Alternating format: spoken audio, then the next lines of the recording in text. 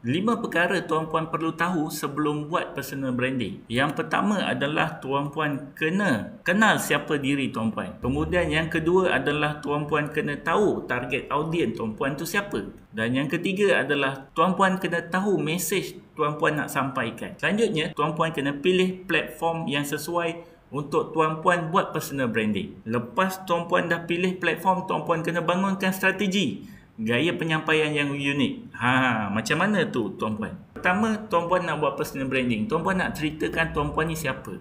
Tuan-puan ni seorang apa? Usahawan ke? Doktor gigi ke? Ataupun siapa-siapa saja tuan-puan. Jadi, contohnya tuan-puan adalah seorang peguam contohnya, peguam. Tapi tuan-puan nak dapatkan klien. Jadi tuan-puan kena kongsikan pengalaman kes-kes yang tuan-puan handlekan. Ya.